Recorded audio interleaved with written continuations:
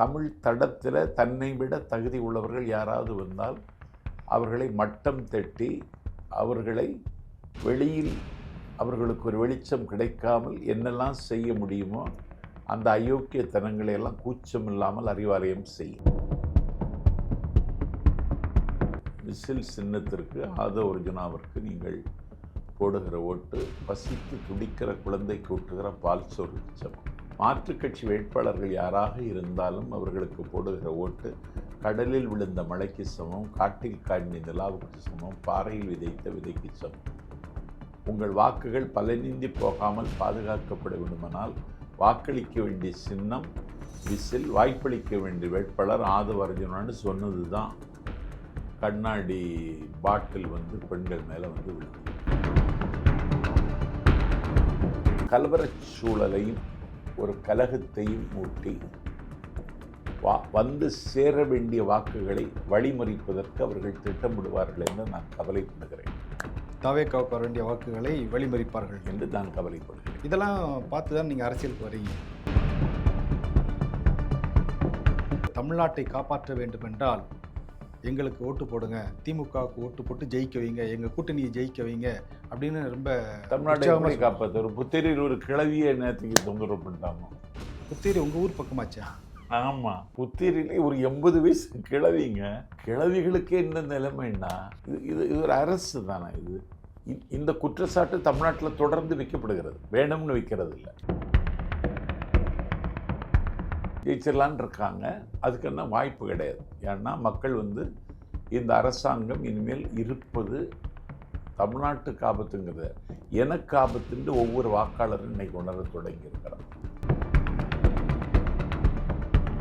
தமிழ்நாட்டில் சட்டம் ஒழுங்கு கெட்டு இன்னைக்கு சந்திச்சிருக்கிறது. இதை கட்டுப்படுத்துவதற்கோ மட்டுப்படுத்துவதற்கோ எந்த திட்டமும் இல்லாத ஒரு பொம்மை சர்க்கார் தான் தமிழ்நாட்டில் இயங்கிக் கொண்டிருக்கிறது. ஆனால் ஸ்டாலினுக்கு அதை பரிபாலிக்கக்கூடிய திறமை இல்லை. தாவேக்கா ஜெயிக்கணும்னு மக்கள் மனசில் ஒரு மைண்டு செட் ஆகணும். அது எங்களுக்கு செட் ஆகிடுச்சு. உயிரை கொடுத்து எங்கள் வேட்பாளரை வெற்றி பெற செய்ய வேண்டும் என்கிற உந்துதலும் உற்சாகமும் ஒரு குடிமகனுக்கு இருக்கணும். அது எங்களுக்கு வந்துச்சு. திமுகவில் வரல, திமுகவுக்கு வராது, அதிமுகவுக்கு வரல, அதிமுகவுக்கு வராது. அதனால் அதிக தொகுதிகளில் வெற்றி பெற்று தமிழ்நாட்டினுடைய அதிகாரத்தை தாவேக்கா கைப்பற்றும். எங்கள் தலைவர் விஜய் அன்னை தமிழகத்தின் அரியாசனத்தில் அமரப்போகிறார்.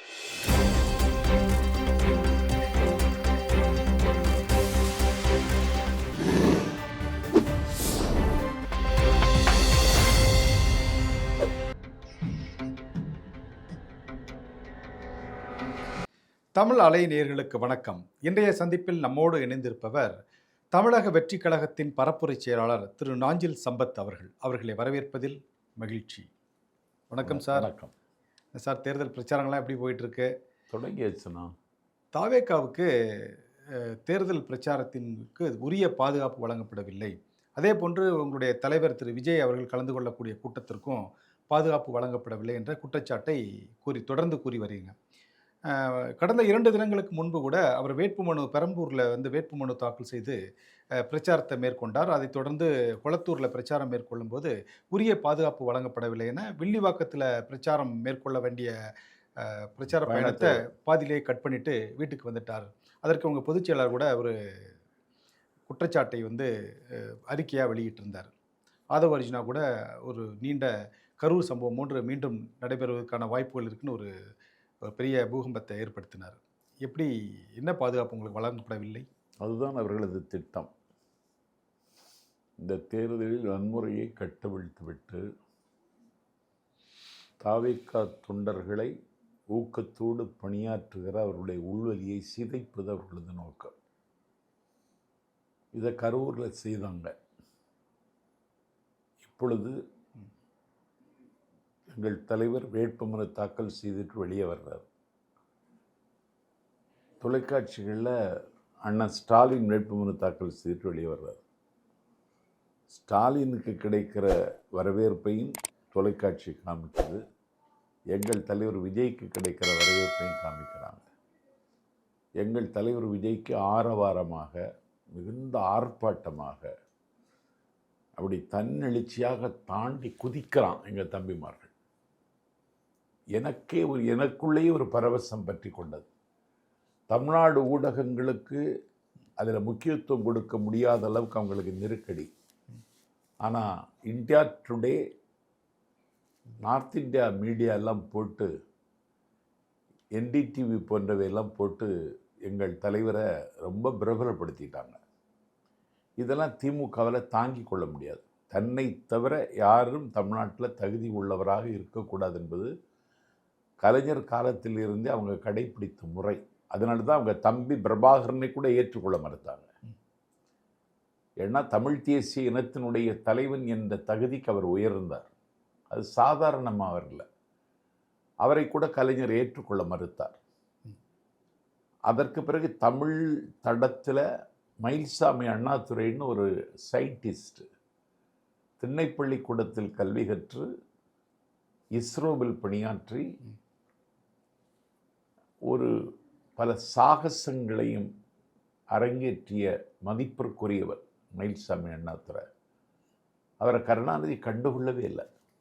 அவரை கூப்பிட்டு கௌரவிச்சிருக்கணும், கண்டுகொள்ளலை. அப்படி தமிழ் தடத்தில் தன்னை விட தகுதி உள்ளவர்கள் யாராவது வந்தால் அவர்களை மட்டம் தட்டி அவர்களை வெளியில் அவர்களுக்கு ஒரு வெளிச்சம் கிடைக்காமல் என்னெல்லாம் செய்ய முடியுமோ அந்த அயோக்கியத்தனங்களை எல்லாம் கூச்சம் இல்லாமல் அறிவாலயம் செய்யும். இன்னைக்கு ஒரு மாஸ் லீடர் என்கிற இடத்திற்கு விஜய் வந்துவிட்டார். கொளத்தூரில் எளிதில் வெற்றி பெற்று விடலாம் என்று கருதினார் அண்ணன் ஸ்டாலின். இன்னைக்கு ஒருவர் பாபு என்பவரை பொறுப்பாளராக போட்டிருக்கிறோம். விஎஸ் பாபு. அவர் அறைகூவலை எதிர்கொள்ளுகிற இடத்துல வந்து நிற்கிறார். அவர் வேட்பாளர் தானே, குளத்தூர் வேட்பாளர். ஆமாம், அறைகூவலை எதிர்கொள்வார் என்கிற நம்பிக்கை அவருக்கு இருக்கு. இப்போ இந்த குளத்தூரில் பிரச்சாரத்திலேயே அந்த கூட்டத்தை கட்டுப்படுத்த முடியலை. நாஞ்சில் சம்பத் கேட்பது, இது காவல்துறையினுடைய கையாலாகத்தனம்னு சொல்ல மாட்டேன், காவல்துறையை கட்டி போட்டிருக்கிறார்கள். அதாவது சார், நீங்கள் கரூர் சம்பவத்தை இந்த அரசு தான் செஞ்சாங்க அப்படிங்கிற மாதிரி குற்றச்சாட்டுலாம் சொல்லிகிட்டு இருக்கீங்க. இப்போ வந்து தேர்தல் அறிவித்த பிறகு இந்த அரசே வந்து ஒரு காபந்து அரசு தான். இந்த கட்டுப்பாடு முழுவதும் தேர்தல் ஆணையத்தை தான் தேர்தல் ஆணையம் தான் பொறுப்பேற்க வேண்டிய சூழ்நிலை இருக்குது. ஆனால் மறுபடியும் நீங்கள் வந்து காவல்துறை இப்போ உரிய பாதுகாப்பு கொடுக்கவில்லை, இப்போ தமிழக அரசும் திமுக அரசும் சேர்ந்து சதி செய்யறாங்க. இவங்க நியமித்த அதிகாரிகள் தானே. நான் என்ன கேட்குறேன், 50 லட்சம் பேர் திரளுவான் திருச்செந்தூர் சூரசம்காரத்துக்கு. சித்திரை திருவிழாவுக்கு கூடுவாங்க, 50 லட்சத்துக்கு மேலே கூடுவாங்க. அது மாதிரி பழனி தைப்பூசத்திற்கு லட்சக்கணக்கான மக்கள் சங்கமிப்பார்கள். அன்னை வேளாங்கண்ணி கோவில் திருவிழாவில் கூடுவாங்க. அங்கெல்லாம் 50 லட்சம் பேர் கூடுனே ஏதாவது யாருக்காவது மரணம் வந்ததா, விபத்து வந்ததா, சாவு வந்ததா, யாருக்காவது சங்கடம் நேர்ந்ததா, பொதுமக்களுக்கு அந்த பார்வை இல்லையா? ஆகவே திட்டமிட்டு ஒரு நெரிசலை கிரியேட் பண்ணுறது மாதிரி பண்ணி அதை கெடுக்க வேண்டும் என்று இப்பொழுது அவர்கள் திட்டமிட்டு விட்டார்கள். இதில் எனக்கே பிரச்சாரத்துக்கு போகிறதுக்கு கொஞ்சம் அச்சமாக தான். ஆமாம், நேற்று கூட நீங்கள் மேற்கொண்ட பிரச்சாரத்தில் சோடா பாட்டிலும் பீர் பாட்டிலும் வீசப்பட்டதா நாங்கள் தொலைக்காட்சியெல்லாம் பார்த்தோம், சமூக வலைத்தளத்தெல்லாம் பார்த்தோம். என்ன நடந்துச்சு சார்? நீங்கள் வந்து ஏன்னா ஒரு ஐ விட்னஸ் நீங்கள். இல்லை, நேற்றைக்கு அசோக்குன்னு சொல்லி, சினேரா அசோக்குன்னு சொல்லி ஒரு வேட்பாளர் துறைமுகம் தொகுதியில் அவர் தான் நிற்கிறார், சேகர் பாபு வித்து. அவர் நேற்றைக்கு ஒரு செயல்வர்கள் கூட்டம் போட்டு என்ன வரணும்னு கூப்பிட்டார். நான் சொன்னேன், நான் ஆதவ அர்ஜுனாவை ஆதரித்து வில்லிவாக்கத்தில் பேசணும்.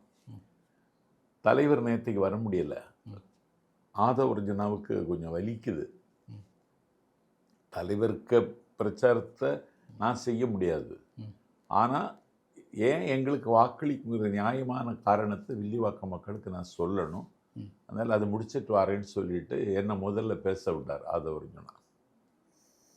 நான் ரொம்ப நயமான தமிழில் விசில் சின்னத்திற்கு ஆதவ அர்ஜுனாவிற்கு நீங்கள் போடுகிற ஓட்டு பசித்து துடிக்கிற குழந்தைக்கு ஊட்டுகிற பால் சோறுக்கு சமம்.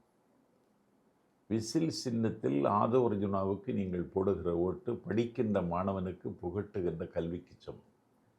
விசில் சின்னத்தில் ஆதவ அர்ஜுனாவுக்கு நீங்கள் போடுகிற ஓட்டு வயதான தந்தைக்கு வாங்கி கொடுக்கிற ஊண்டுகோலுக்கு சமம். விசில் சின்னத்தில் ஆதவ அர்ஜுனாவுக்கு போடுகிற ஓட்டு பெற்ற தாக்கி செய்யக்கூடிய பேருபகாரத்துக்கு சமம். மாற்றுக் கட்சி வேட்பாளர்கள் யாராக இருந்தாலும் அவர்களுக்கு போடுகிற ஓட்டு கடலில் விழுந்த மழைக்கு சமம், காட்டில் காய்ந்த நிலாவுக்கு சமம், பாறையில் விதைத்த விதைக்கு சமம். உங்கள் வாக்குகள் பலனின்றி போகாமல் பாதுகாக்கப்பட வேண்டுமானால் வாக்களிக்க வேண்டிய சின்னம் விசில், வாய்ப்பளிக்க வேண்டிய வேட்பாளர் ஆதவ அர்ஜுனான்னு சொன்னது தான் கண்ணாடி பாட்டில் வந்து பெண்கள் மேலே வந்து விழுது. அப்படி கூட்டம் அப்படி நிற்கி நிறைய மீடியாக்கள். எனக்கே மகிழ்ச்சி. வில்லிவாக்கம் பூரிச்சிட்டீங்க. ஆமாம், வில்லிவாக்கம் இனிமேல் அது தாவேக்கா பாக்கம் தானே நினச்சிட்டேன். ஆனால் கண்ணாடி எடுத்து பாட்டில் எடுத்து எரிஞ்சு ஒரு பெண்மணியினுடைய தோளில் பட்டு பெண்கள் அந்த இடத்த விட்டு கலைய, வேடிக்கை பார்க்குற கும்பல் அங்கே ஊடுருவ பெரிய சங்கடமாக போச்சு. அப்போ இது அவங்களுக்கு தொடர்கதியாகும்னு நான் பயப்படுறேன்.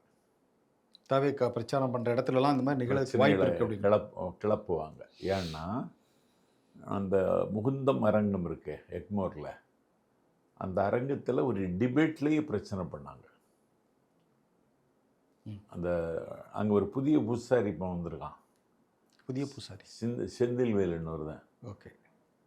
அவர் பேச ஆரம்பிக்கிற பொழுது பிஜேபி தொண்டர்கள் எதிர்வினையாற்றினார்கள். இவர் ஒன்றும் பேசுறதுக்கு முன்னாடியே பேடிஎம் கரோ அப்படின்னாங்க. ஆமாம், என்னமோ சொன்னாங்க, கேட்கல எனக்கு. உடனே அவர் பேசலை. எனக்கெல்லாம் இப்படி சங்கடங்கள் சவால்கள் வருமானா நான் அதை எதிர்கொள்வேன். விளைவு எதுவாக இருந்தாலும் பார்த்துக்கிடலான்னு போவேன். ஆனால் அவர் என்ன செய்துட்டார், செந்தில்வேலு வெளியேறிட்டார். ஒரு ஆள் விரும்பி அழைக்கப்பட்ட ஒருவர் அந்த அதில் பங்களிக்காமல் வெளியேறுவது என்பது இதெல்லாம் தமிழ்நாட்டுக்கு புதுசு. வெளியேறிட்டார். நாங்களும் விவாதமெல்லாம் முடிச்சுட்டு வெளியில் வந்து வர முடியாது. அடியாட்களை பூரா கூட்டிகிட்டு வந்துட்டார்.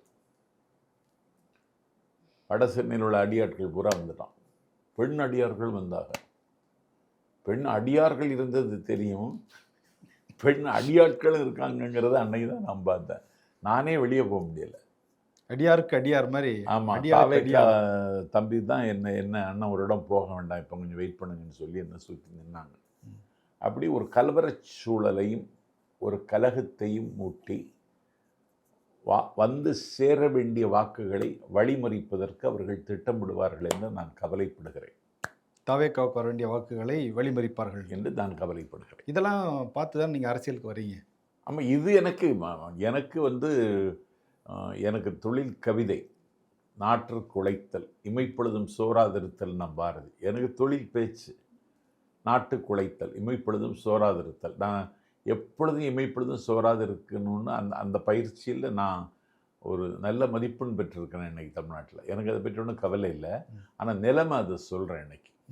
இப்போ நீங்கள் சொல்கிற இதெல்லாம் வச்சு பார்த்தா தாவேக்கா வந்து தேர்தல் பிரச்சாரத்துக்கே வெளியில் போக முடியாது அப்படிங்கிற சூழ்நிலை இருக்குது அப்படிங்கிறீங்க. ஆமாம், எங்கள் தலைவருக்கு எப்படி போக முடியும்னு என்ன யோசிக்கும் பொழுது எனக்கு கவலையாக தான் இருக்குது.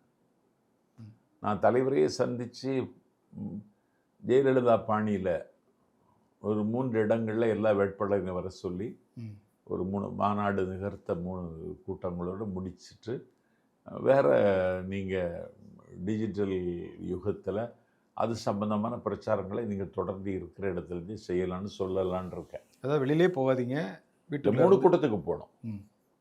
3 கூட்டத்துக்கு போய் எல்லா வேட்பாளர்கள் பேரை சொல்லி அறிமுகம் பண்ணிவிட்டு, அதுக்கப்புறம் அதான் தேர்தல் வந்தாச்சு இல்லை, 6ஆம் தேதி முடிஞ்சு 20 நாள் தானே இருக்குது. 20 நாள் தானே இருக்குது. அதனால் அப்படி செய்யலாமா அப்படின்னு தலைவர்கிட்ட சொல்லணும்னு இருக்கேன். நீங்கள் எப்படி சொல்கிறீங்க, பாதுகாப்பு இல்லை, ஒரே பிரச்சனையாக இருக்குது அப்படின்னு. ஆனால் திமுகவுடைய தேர்தல் பிரச்சார பொதுக்கூட்டம் வந்து திருவாரூரில் நடந்த பொதுக்கூட்டத்தில் முதலமைச்சர் ஸ்டாலின் சொல்கிறாரு, தமிழ்நாட்டை காப்பாற்ற வேண்டும் என்றால் எங்களுக்கு ஓட்டு போடுங்க, திமுகவுக்கு ஓட்டு போட்டு ஜெயிக்க வைங்க, எங்கள் கூட்டணியை ஜெயிக்க வைங்க அப்படின்னு ரொம்ப தமிழ்நாட்டை காப்பாற்ற. ஒரு புத்தேரியில் ஒரு கிளவியை நேற்றுக்கு தொந்தரவு பண்ணிட்டாங்க. புத்தேரி உங்கள் ஊர் பக்கமாச்சா? ஆமாம், புத்தேரியிலே ஒரு 80 வயசு கிளவிங்க. கிளவிகளுக்கே என்ன நிலைமைன்னா, இது ஒரு அரசு தானே இது. இந்த குற்றச்சாட்டு தமிழ்நாட்டில் தொடர்ந்து வைக்கப்படுகிறது, வேணும்னு வைக்கிறது இல்லை. இதை எப்படி கட்டுப்படுத்த வேண்டும், கண்காணிக்க வேண்டும் என்று இந்த அரசிட ஏதாவது திட்டம் இருக்கிறதா? நிறைய திட்டம் வச்சுருக்காங்களே. என்ன திட்டம் வச்சுருக்காங்க? அதான் இந்த மாதிரி எதிர்த்தாப்புல போட்டிக்கிட்டவங்களை எல்லாம் காலி பண்ணிட்டாலே ஜெயிச்சிடலாம் அப்படின்னு. ஜெயிச்சிடலான் இருக்காங்க. அதுக்கு என்ன வாய்ப்பு கிடையாது. ஏன்னா மக்கள் வந்து இந்த அரசாங்கம் இனிமேல் இருப்பது தமிழ்நாட்டுக்கு ஆபத்துங்கிறத எனக்கு ஆபத்துன்னு ஒவ்வொரு வாக்காளரும் இன்னைக்கு உணர தொடங்கி இருக்கிறார். திருவாரூரில் எங்கள் தலைவர் போனார். அந்த கூட்டத்தோட ஒப்பிடுமா நேற்றே நடந்தது கூட்டமா? சித்தவங்க கையில் வெத்தலை கொடுத்தது மாதிரி திட்டமிட்டு ரூபாயை கொடுத்து ஆட்களை திரட்டி கொண்டு வந்து உட்கார வைக்கிறாங்க. ஸ்டாலின் ஒரு சுரத்தில் இல்லை, சூடு இல்லை, பேச்சில் ஒரு சுருதி இல்லை, கேட்குறவனுக்கு அதில் சுகம் இல்லை. இப்படி ஒரு பிரச்சாரம் என்னத்துக்கு பேசாமல் இந்த சென்னையிலே உட்காந்துருக்கலாம் இப்படி பிரச்சாரம் பண்ணுறதுக்கு. அவர் சுழண்டு அடிக்கிறார் எல்லா தொகுதிக்கும் போய் அவருக்கு ஆதரிச்சு. ஒரு முதலமைச்சர் என்கிறவர் நிலையில் பிரச்சாரம் செய்ய வேண்டிய கடமை இருக்குது. கலைஞர் செய்வார். அவர் தளர்ந்த நிலையில் கூட ஆட்டோவில் நின்றுட்டு பிரச்சாரம் செய்வார். இது ரொம்ப காஸ்ட்லியான பிரச்சாரம் இவங்க செய்கிறது. கலைஞர் ஆட்டோவில் பிரச்சாரம் செய்வார். நானே அவங்க கூட நடந்து போனதெல்லாம் எனக்கு ஞாபகம் இருக்குது. அதனால் பிரச்சாரம் செய்ய வேண்டிய கடமை இருக்குது. ஆனால் பிரச்சாரம் எடுபடாது. எப்படி சொல்கிறீங்க எடுபடாதுன்னு? மக்கள் அதை ஏற்றுக்கிடலை. மக்கள் அதை கண்டுக்கவே இல்லை. அதிமுக வாக்குறுதியும் திமுக தேர்தல் வாக்குறுதியும் மக்கள் ஒரு பொருட்டாவே கருதலை. அதாவது திமுகவுடைய தேர்தல் அறிக்கை தான் சூப்பர் ஸ்டார், ஹீரோ, ஹீரோயின்லாம் சொல்லி புலகாங்கிதம் அடைகிறாங்க. நீங்கள் எல்லா தேர்தலுக்கும் அப்படி தான் சொல்லுவார். தேர்தல் அறிக்கை ஹீரோன்னு. போன தேர்தலுக்கு 505 வாக்குறுதிகள் தந்தாங்க. 66 வாக்குறுதிகள் நிறைவேற்றியிருக்காங்க. 66 வாக்குறுதிகள் அரை குறையாக நிறைவேற்றப்பட்டிருக்கிறது. 273 வாக்குறுதிகள் நிறைவேற்றலை. முக்கியமாக வேற ஒன்றும் வேணாம், இந்த மின் கட்டணத்தை மாதந்தோறும் செலுத்துவதற்கு வழிவகை செய்து தரப்படும்னு சொன்னாங்க. அதையும் செய்யலை. இது சாதாரண மக்கள் கேட்கலாம். ஒரு குடும்பம் நடத்துறதுக்கு அவங்க ஒரு பட்ஜெட்டு போடுவாங்க. பாலுக்கு இவ்வளோ கொடுக்கணும், கரண்ட்டுக்கு இவ்வளோ கொடுக்கணும், ஞாயிற்றுக்கிழமை வந்தால் கறிக்கடைக்காரனுக்கு இவ்வளோ கொடுக்கணும் அப்படின்னு ஒவ்வொரு குடும்பத்துலையும் என் வீட்டிலே அது நடக்குது. அப்போ இந்த மாதந்தோறும் மின்கட்டணம்னா அந்த குடும்பத்தில் ஒரு ஒரு ஒரு கணக்கு போட்டு அவங்க வாழ்க்கையை நடத்துகிற குடும்பத்துக்கெல்லாம் எனக்கு பெரிய சங்கடம். நீங்கள் சொல்கிறீங்க வெறும் 66 வாக்குறுதிலாம் நிறைவேற்றிருக்காங்க. திருமதி கனிமொழி அவர்கள் சொல்கிறாங்க 404 வாக்குறுதிகளை நாங்கள் நிறைவேற்றிட்டோம். ஒரு சிலது மத்திய அரசுடைய சப்போர்ட் இல்லாதனால நிறைவேற்ற முடியலை. இல்லை கனிமொழிக்கு விவரம் தெரியலைன்னு நினைக்கிறேன். நான் உங்கள் மூலமாக கனிமொழிக்கு சவால் விடுகிறேன். 505 வாக்குறுதிகளில் நீங்கள் நிறைவேற்றியது 66 வாக்குறுதி தான். 66 வாக்குறுதிகள் அரை குறையாக நிறைவேற்றப்பட்டிருக்கிறது. அது வேணுமானால் 132 வாக்குறுதி நிறைவேற்றினீங்கன்னு சொல்லலாம். மீதி வாக்குறுதிகள் நிறைவேற்றவில்லை என்பது என்னுடைய குற்றச்சாட்டு. இதை ஒரே மேடையில் கனிமொழியோடு எதிர்கொள்வதற்கு நாஞ்சில் சம்பு தயார். விவாதிக்க சார், உங்களுடைய பிரச்சாரத்துக்கு சரியான பாதுகாப்பு கொடுக்கப்படலைன்னு நீங்கள் தொடர்ந்து குற்றச்சாட்டை வைக்கிறீங்க. நீங்கள் முறையாக ஒரு பாதுகாப்பு ஏற்பாடுகள் தேர்தல் ஆணையத்திட்ட கேட்டு வாங்கியிருந்தா அந்த பிரச்சாரத்துக்கு அவங்களே பாதுகாப்பு ஏற்பாடுகள் செய்ய போகிறாங்க. ஆனால் நீங்கள் ஏன் அரசு மீது குற்றச்சாட்டை சொல்கிறீங்க அப்படி? இல்லை, அதாவது இது ஒரு காபந்து சர்க்காரானாலும் பொறுப்பேற்றுக் கொள்ள வேண்டியது இந்த அரசு தான். இந்தியா முழுக்க தேர்தல் நடக்கும். எங்கேயாவது இப்படி ஒரு பிரச்சனை வந்திருக்கு. இப்போ கேரளாவில் தேர்தல் நடந்துட்டுருக்கு. அதில் உக்கிரமான தேர்தல். அங்கே கம்யூனிஸ்டும் காங்கிரஸும் இன்னைக்கு நேருக்கு நேர் மல்லு கட்டுகிறார்கள். கம்யூனிஸ்ட் கட்சி பிஜேபியோடு கூட்டணி வைத்திருக்கிற அளவுக்கு ஒரு குற்றச்சாட்டை ராகுல் காந்தி வைக்கிறார். ஒரே மேடையில் விவாதிக்க தயார் என்று எதிர்க்கட்சி தலைவருக்கு பினராயி விஜயன் இன்றைக்கு சவால் விட்டு அப்படி ஒரு வெப்பம் வீசுகிறது கேரளாவில். அங்கே எங்கேயும் வன்முறை நடக்கலையே. ஆனால் தமிழ்நாட்டில் எங்கே எப்போது வன்முறை நடக்கும்னு திட்டமிட்டு சொல்ல முடியலையே.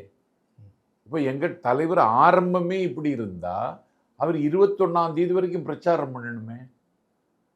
அப்போ இதற்கு என்ன பாதுகாப்புங்கிற கவலை எங்கள் நிர்வாகிகள் எல்லாருக்கும் இருக்குது, தொண்டர்களுக்கு இருக்குது. அதனால் தமிழ்நாட்டில் சட்டம் ஒழுங்கு கெட்டு இன்றைக்கி சந்திச்சிருக்கிறது.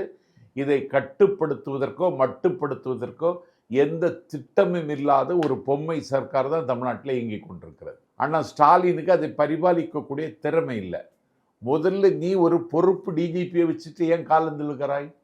உள்துறை அமைச்சகத்தினுடைய கண்காணிப்பில் ஒரு டிஜிபியை நியமிப்பதற்கு உனக்கு என்ன தயக்கம்? ஏன்னா ஒரு காவல்துறையினுடைய டிஜிபி உள்துறை அமைச்சகத்தினுடைய ஆலோசனையுடன் நியமிக்கப்பட்டால் அதிகாரமுள்ள டிஜிபியாக இருப்பார். இன்னைக்கு இருக்கிற டிஜிபி காலையில் சித்தரஞ்சன் தாஸ் வாசலில் போய் வரம் கேட்டுட்டு வந்து உட்கார்ந்துடுறாரு. அதனால தமிழ்நாட்டில் இருந்து சட்டம் ஒழுங்கு ஸ்டாலின் ஆட்சி இருக்குமானால் காப்பாற்ற முடியாது. எங்கே பார்த்தாலும் இன்றைக்கு போதை வஸ்துக்கள் சத்தம் இல்லாமல் விற்கப்படுகின்றன. அதை கட்டுப்படுத்துவதற்கு இந்த அரசாங்கத்திடம் திட்டம் இல்லை. போதை பொருள் தமிழ்நாட்டில் எந்த வழியாக ஊடுருவுகிறது என்று கூட உளவுத்துறையை வைத்திருக்கிற இந்த அரசு கண்டுபிடிக்க முடியலைன்னா போதைப் பொருள் கட்டுப்படுத்துவது எப்படி?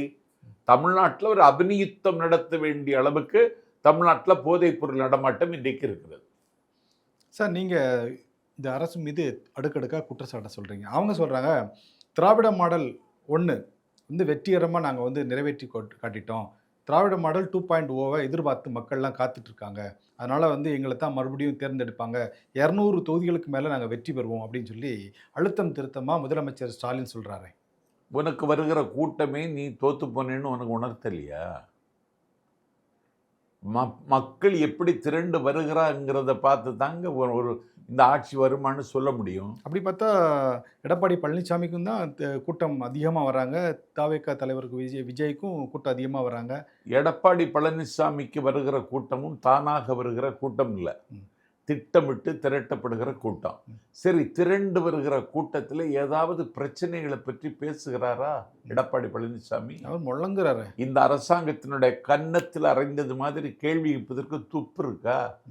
விளிம்பு நிலை மக்களினுடைய நம்பிக்கை பெற்ற ஜெயலலிதா தலைமையில் அரசு இந்த கட்சியை கொண்டு போய் இன்னைக்கு அவர் பிரச்சாரம் என்கிற பேரால கூத்தடிக்கிறானே தவிர ஏதாவது பிரச்சனையை பேசுகிறாரா? இந்த அரசுக்கு எதிராக நிறைய விஷயங்கள் பேசுறாரு.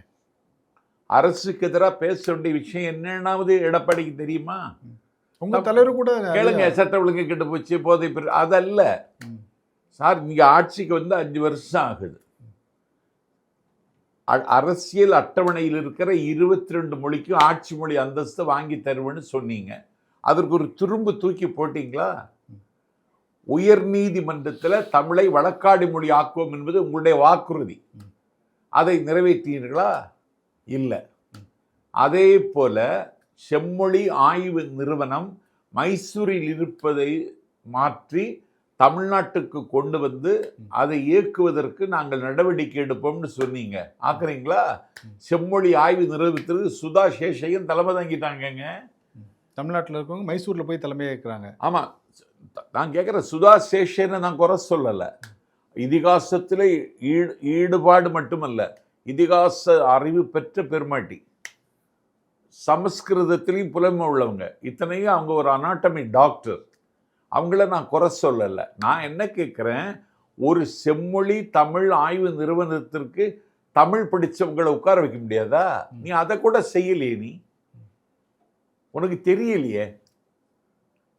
இன்னைக்கு இந்த அரசாங்கத்தை தூக்கி எறியதுக்கு ஒரே ஒரு காரணம், SV சேகருக்கு வாழ்நாள் சாதனையாளர் விருது கொடுக்குறாங்க. இது என்ன மாடல்? இதுதான், இதுக்கு பேர் தான் திராவிட மாடலா? அதாவது ஒரு பெண் வந்து எதுக்கு சந்துக்குள்ள போய் காவல்துறை என்ன லைட் போட்டு காமிக்க முடியுமா அப்படின்னு கேட்டார் இல்லையா? அதுக்கு கொடுத்தாகணும்ல. அது மட்டும் இல்லை, பெண்களை கொச்சைப்படுத்துகிறவர் சனாதன வெறியர், திராவிட இயக்கத்தின் மீது வன்மமும் வக்கரமும் கொண்டவர், நகைச்சுவை நாடகம் என்கிற பெயரால் இந்த நாட்டில் கூட்டடிக்கிறவன், யாருக்கும் விசுவாசமாக இருந்து பழக்கம் இல்லாதவன், அவனை கொண்டு போய் தமிழ்நாட்டில் பிரச்சாரத்துக்கு பயன்படுவார் என்று கருதி வாழ்நாள் சாதனையாளர்னு சொல்றியே. அப்பமே நீ முதலமைச்சர் பதிந்து விலகி இருக்கணும். தமிழ்நாட்டில் இருக்கிற பெரியாரை நேசிக்கிற எல்லாரும் இன்னைக்கு மேல கோபத்தில் இருக்காங்க. வீரமணி மட்டும் அன்பு மாதிரி காட்டிக்கிறது அவருக்கு விவரம் தெரியாது. நீ ஒரு வாழ்நாள் சாதனையாளர்னு சொன்னால் SV ராஜதுரைன்னு ஒரு மார்க்சிய பேரறிஞர் இருக்கிறார். உங்களுக்கு தெரியுமா என்னன்னு தெரியாது. அந்த மார்க்சிய பேரறிஞர் பெரியார் இயலை பற்றி மார்க்சியத்தை பற்றி ஆய்வு செய்து உலக பல்கலைக்கழகங்களில் இன்றைக்கு அவர் கொண்டாடப்படுகிற ஒரு பர்சனாலிட்டி. SV ராஜதுரைக்கு கொடுத்துருக்கலாம். சாகித்ய அகாடமி விருது பெற்ற கவிஞர் பேராசிரியர் சிற்பிக்கு கொடுத்துருக்கலாம். ஒரு 100 பேர் தாங்க லிஸ்ட்டுன்னு கேட்டால் நான் கொடுக்க போகிறேன். நீ வாழ்நாள் சாதனையாளர் விருது எஸ்வி சேகருக்கு கொடுத்தா இதுக்கு பேர் ஆட்சியா? இந்த ஆட்சி ஒரு நிமிடம் நீடிக்க கூடாது. அதான் எஸ்வி சேகருக்கு வாழ்நாள் சாதனையாளர் விருது கொடுத்ததுக்கு இவ்வளவு கோவப்படுறீங்களா? என்ன? அதான் சொன்னேன், இவங்க கொள்கையிலையும் சரியா இல்லை. அதான் சனாதனத்தை தான் வந்து டெங்கு ஒழிக்கிற மாதிரி ஒழிக்கணுங்கிறாங்க. ஆனால் நீங்கள் இந்த சனாதனியை கூட்டு போய் வாழ்நாள் சாதனையாளர் விருது கொடுக்குறாங்க. தம்பி உதயநிதி எங்கே போனான்? உதயநிதிக்கு அவனை நம்பி இருந்தவனையே காப்பாற்ற தெரியலைங்க. யார் நம்பி? ஜோயல்னு ஒரு தம்பி. ஆமாம், தூத்துக்குடி. 1995 மதிமுக தேர்தலில் நிற்கும் பொழுதே தூத்துக்குடிக்கு தொகுதி வேணும்னு கேட்டவர் ஜோயல். மதிமுக மாவட்ட செயலாளராக தூத்துக்குடியில் பல ஆண்டு காலம் பணியாற்றியவர். வைகோ இனிமேல் உருப்படாதுன்னு சொல்லி திமுகவில் போய் சேர்ந்து கொண்டவர். இதுவரைக்கும் 18 கிலோ எடையுள்ள 3 செங்கோல் கொடுத்துட்டான்.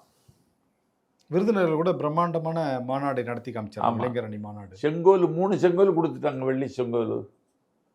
சட்டமன்ற உறுப்பினர் வாங்கி கொடுக்க முடியலையே. இல்லை, இது எல்லா கட்சியிலையுமே இருக்க. அதாவது அப்படி நான் என்ன கேட்குறேன், ஒரு பர்டிகுலர் ஆளை அடையாளம் கண்டு அவங்கள முன்னிறுத்த வேண்டாமா? அந்த இளைஞரணியில் உதயநிதிக்கு அடுத்த இடத்துல இருக்கிறது மட்டும் இல்லை, அந்த முதல்ல போட்ட பட்டியலிருந்து எல்லாரையும் அப்புறப்படுத்தின உதயநிதி இவரை மட்டும் நீக்கலை. அவருக்கு இல்லை. திருவேற்காடு கஜேந்திர திமுகவில் ஆண்டாண்டு காலம் பணியாற்றுவேன். அவருக்கு மகனுக்கு பேர் பிரபு. இட்ட வேலையை கொடுத்தா அப்படி செய்வான், அப்படி ஒரு தம்பி. அந்த தம்பியை கைவிட்டுட்டாங்க. அப்துல் மாலிக்னு ஒரு தம்பி கல்பாக்கத்தில் இருக்கான், அவனை கைவிட்டுட்டாங்க. யாரெல்லாம் எங்களுக்கு சீட்டு கிடைக்கும்னு இளைஞரணியில் நம்பி இருந்தாங்களோ அவங்கள பூரா கண்டுக்காமல் விட்டது தான் உதயநிதி செய்திருக்கிற பெரிய சாதனை. இளைஞரணிக்கு தலைமை தாங்குகிற தகுதியும் உதயநிதி இன்னைக்கு இழந்துட்டார். இது அவங்க உள்கட்சி விவகாரம் இல்லை சார். ஏன்னா யாருக்கு சீட்டு கொடுக்கணும் அப்படிங்கிறது வந்து அவங்க கட்சி தானே முடிவு பண்ணணும். இல்லை ஒரு கட்சி பாருங்கள், இப்போ திமுகவில் காஞ்சிபுரத்தில் எழிலரசன். இல்லை, அப்படி பார்த்தா நார்த் மெட்ராஸில் கேபி சாமியுடைய சகோதரர் கேபி சங்கருக்கு கொடுக்கல, எக்மோரில் பரந்தாமனுக்கு கொடுக்கல, எஸ்ஆர் ராஜாவுக்கு கொடுக்கல. இந்த மாதிரி நிறைய கம்ப்ளைண்ட்ஸ் இருக்க. இல்லை, பரந்தாமனுக்கெல்லாம் கொடுத்துருக்கணும். ஏன்னா ஒரு குற்றச்சாட்டுக்கு ஆளாகாதவர். ஒரு சபாநாயகர்கள் கான்ஃபரன்ஸ் நடந்துச்சு, அதுக்கு திமுக சார்பில் வெளிநாட்டில் போய் பேசிகிட்டு இருந்தோம். அறிவார்ந்த தளத்தில் இயங்குவங்களை கருத்தில் எடுத்துக்கொள்ளலை. நான் திமுக தோற்குன்னு சொல்லுது காரணம் இதுதான். ஓகே. அதே மாதிரி தான் அதிமுகவிலையும் நிறையா முக்கியமான ஆள்கள்லாம் கொடுக்கலான்னு சொல்லி அதிருப்தியில் இருக்காங்களே. அதிமுகவில் 20 கோடி கேட்குறாங்க. எதுக்கு? வேட்பாளராக நிற்கணும்னு. ஆனால் நீங்கள் நீங்கள் ஒரு கடந்த முறை பேட்டி கொடுக்கும்போது சொன்னீங்க திமுக ஒவ்வொரு தொகுதியிலையும் 30 கோடி ரூபாய் இறக்கிட்டாங்க அப்படின்னு. அப்போ அதை எதிர்த்து போட்டியிடுறதுக்கு பண வலிமை வேணும் இல்லையா? 20 கோடி கேட்குறாரு. இது கொடுக்க முடியாதவங்க அதிமுகவில் வேட்பாளராக நிற்க முடியாது. ஒரு வண்டி ஓட்டுனவன் எம்ஜிஆர் எம்எல்ஏ ஆக்கிட்டாரு. எங்க? ராமநாதபுரத்தில். வண்டி ஓட்டுனவன் அந்த இடத்துல வந்து உட்கார்ந்துட்டான். டிரைவர். ஆமாம், டிரைவர் இல்லை, மாட்டு வண்டி சார்ட். ஓகே வந்துட்டாரு. ஒரு உப்பிரியாபுரம் சரோஜான்னு ஒரு அம்மா எம்எல்ஏ ஆயிட்டாங்க. எந்த வசதியும் கிடையாது. ஏற்காடு தொகுதி இடைத்தேர்தலில் ஒரு அம்மா நின்னாங்க, சரோஜா. எந்த வசதியும் கிடையாது. அதான் அதிமுகன்னு சொல்லி சொல்றாங்க. சொல்றேன். இப்போ எடப்பாடி பழனிசாமி 20 கோடி கொடுன்னு கேட்குறான். இதில் யார் பலியாயிட்டோன்னா வைகை செல்வம் பலியாயிட்டது. ஏன் அவர் மேலே உங்களுக்கு கரிசனம்? தமிழ் பேசுகிறவருங்க. தமிழ்நாட்டில் தமிழ் அரசியலில் இருந்துட்டு அரசியல் எல்லை கடந்து தமிழ் மேடைகளை அலங்கரிக்கக்கூடிய ஒரு ஆற்றலாளர் வைகை செல்வம். ஒரு பிற்படுத்தப்பட்ட சமூகத்தை சார்ந்தவர், ஒரு பெரும்பான்மை சாதின்னு சொல்லக்கூடிய வகுப்பை சாராதவர், தமிழில் எழுதுகிறவர், பேசுகிறவர். அவருக்கு இந்த வாய்ப்பு கிடைக்கல. இத்தனைக்கும் வைகை செல்வன் அந்த கட்சியினுடைய இலக்கியணி செயலாளர். அவருக்கு இந்த நிலைமைன்னா இல்லை, அவர் கூட விருப்பப்படாமல் இருந்திருக்கலாம் இல்லையா? அதாவது இவ்வளவு ரூபா செலவழித்து ஜெயிக்கணும் வேண்டாம்னு அவர் முடிவெடுத்திருக்கலாம். அது சரி, தலைமையாவது முடிவெடுக்கலாம்ல. நான் உனக்கு ஃபீட் பண்ணுறேன், நீ நில்லு அப்படின்னு சொல்லியிருக்கணும்ல, அப்படி செய்யலை. வைகை செல்வன்லாம் ரொம்ப வருத்தத்தில் இருப்பார்னு நினைக்கிறேன் நான். இது எல்லா கட்சியிலையுமே இருக்குல்ல சார். நான் இப்போ பர்ட்டிகுலராக அதிமுக மட்டும் இப்போ கொஞ்ச நேரத்துக்கு முன்னாடி நம்ம பேசினோம், திமுகவில் முக்கியமான ஆளுக்கெல்லாம் கொடுக்கலாம்னு நீங்களே சொன்னீங்க. அது மாதிரி அதிமுகவிலையும் ஒருவேளை அவங்க விருப்பப்படாமல் கூட இருந்திருக்கலாம் இல்லையா? அப்படி இல்லை. வைகை செல்வன்லாம் அறிவார்ந்த தளத்தில் இயங்குகிறவன். கம்பராமாயணத்தை சேக்கிழார் எழுதினார்னு சொன்னவன் எப்படி இவனுக்கு சீட்டு கொடுப்பான்? வைகை செல்வன் அதிமுகவில் அறிவார்ந்த தளத்தில் இயங்குகிறவர் என்கிறதுனால தான் அவருக்கு கொடுக்கல. ஓ, அறிவார்ந்த தளத்தில் இருக்கிறனால அவருக்கு கொடுக்கல. காசு இருந்தால் கொடுத்துருப்பாங்க. இது உங்களுடைய குற்றச்சாட்டு. ஆமாம். சரி சார், வரக்கூடிய இன்னும் 20 நாள் பிரச்சாரத்தில் எப்படி களம் காண போகிறீங்க? ஏன்னா இப்போவே ஒரு நாள் கூத்துக்கே அடுத்த மறுநாள் 2 நாள் வெளியில் வர முடியாத சூழ்நிலை ஆயிடுச்சு. இன்னும் 20 நாள் தான் இருக்குது. இது எப்படி பிரச்சாரங்கள்? நாளைக்கு திருச்சிக்கு போகிறாரு, வேட்புமனு தாக்கல் செய்கிறாரு. நாளைக்கு அங்கே பிரச்சாரம் வேறு பண்ணுறாரு. பண்ணிவிட்டு தொடர்ந்து பிரச்சாரம் பண்ணதுக்கு பயணத்திட்டமெல்லாம் தயார். ஆனால் இந்த இந்த இந்த சிக்கல் இருக்குது, அதை எப்படி ஃபேஸ் பண்ணுறதுன்னு ஒரு யோசனை. அரசியல் களத்தில் இது எல்லாமே வந்து ரெகுலராக இருக்கக்கூடிய விஷயங்கள் தானே சார். ஏன்னா புரட்சித் தலைவர் எம்ஜிஆர் காலத்திலேருந்து தொடர்ந்துட்டு தானே இருக்குது. இந்த மாதிரி ஆப்போசிட்டில் இருக்கக்கூடியவங்களுக்கு வாய்ப்புகள் வந்து மறுக்கப்படும், பாதுகாப்பு இல்லாத சூழ்நிலைகள் ஏற்படும். இதெல்லாம் தாண்டி தானே நீங்கள் அரசியலில் பண்ணி ஆகணும். இல்லை, அதை தாண்டுக்கு தயாராகிட்டோம். நேற்றைக்கு நான் பேசிட்டு வந்த பிறகு ஆதவர்ஜுனா பொங்கி வெடிச்சிட்டாரு. ஆமாம், நான் இங்கே இருக்க போகிறேன் அப்படின்ட்டார். சாலையை மறித்து நான் இங்கேருந்து போக மாட்டேன் நடவடிக்கைன்னு. அப்புறம் 2 பேர் கைது செய்யப்பட்டிருக்காங்க நேற்றுக்கு. அது மாதிரி இதெல்லாம் எதிர்கொள்ளணும். ஒரு 20 நாள் உங்களுக்கெல்லாம் நல்ல தீனி கிடைக்கும். நீங்கள் எல்லாம் சுறுசுறுப்பாக வலைத்தளத்தில். எங்களுக்கு மட்டுமில்ல, பொதுமக்களுக்கும் நிறைய தீனி கிடைக்குதாமே. பொதுமக்களுக்கும் தீனி கிடைக்கும், சாப்பாடு கிடைக்கும், எல்லாம் கிடைக்கும். எல்லாம் காசெல்லாம் வாரி இறைக்கிறாங்களாமே. வாரி இறைப்பாங்க. எனக்கு அது ஒரு வகையில் சந்தோஷம்தான். ஏன் உங்களுக்கு என்ன சந்தோஷம்? சாப்பாடு கிடைக்குது இல்லை, சோறு தான் முக்கியம் நமக்கு. கிடைக்குது இல்லை, நல்ல சாப்பாடு கிடைக்குது இல்லை. ஆமாம், அது கிடைச்சாலே போதுமா? ஆமாம். அடுத்த 5 ஆண்டுக்கு அடுத்த 5 ஆண்டுக்கு தாபேக்கா தாங்க வரணும். அது உங்கள் ஆசை? ஏன் ஆசை இல்லை, தமிழ்நாட்டு மக்களுக்கு ஆசை. திமுக வீட்லேயே எங்களுக்கு 2 ஓட்டு இருக்கு. வீட்டுக்கு வீடு விஜய்னு சொன்னது சும்மா விளையாட்டுக்கு சொன்னதில்லை, அதுதான் உண்மை. யார்கிட்ட கேட்டாலும் சொல்லுவான். என்ன சொல்லுவான்? நான் திமுக தான் போடுவேன், என் பிள்ளைகள்லாம் போடுற மாதிரி தெரியலன்னு சொல்லிவிடாங்க. வெளிப்படையாகவே சொல்லிடுறாங்க. ஓட்டு போட மாட்டேன் அப்படின்னா? ஆமாம் ஆமாம், ஓட்டு போட மாட்டேன்னு சொல்லி திமுகவுக்கு எங்கள் பிள்ளைகள் தாவேக்காவுக்கு தான் போடும், விசிலுக்கு தான் போடும்னு சொல்கிற குரல் இங்கே இல்லை, தமிழ்நாடு முழுவதும் இன்னைக்கு அந்த வந்தாச்சு. வேவுன்னு சொல்லுவாங்கல்ல, வேவு எங்களுக்கு சாதகமாக தான் வந்திருக்கு. ஒரு கட்சியினுடைய வெற்றிக்கு என்ன தேவைன்னா ஒரு மைண்ட் செட் ஆகணும். தாவேக்கா ஜெயிக்கணும்னு மக்கள் மனசில் ஒரு மைண்டு செட் ஆகணும். அது எங்களுக்கு செட் ஆகிடுச்சு. உயிரை கொடுத்து எங்கள் வேட்பாளரை வெற்றி பெற செய்ய வேண்டும் என்கிற உந்துதலும் உற்சாகமும் ஒரு குடிமகனுக்கு இருக்கணும். அது எங்களுக்கு வந்துச்சு. திமுகவில் வரல, திமுகவுக்கு வராது, அதிமுகவுக்கு வரல, அதிமுகவுக்கு வராது. அதனால் அதிக தொகுதிகளில் வெற்றி பெற்று தமிழ்நாட்டினுடைய அதிகாரத்தை தாவேக்கா கைப்பற்றும். எங்கள் தலைவர் விஜய் அன்னை தமிழகத்தின் அரியாசனத்தில் அமரப்போகிறார். உங்கள் உற்சாகத்துக்கு வாழ்த்துக்கள் சார். நன்றி, வணக்கம். நன்றி.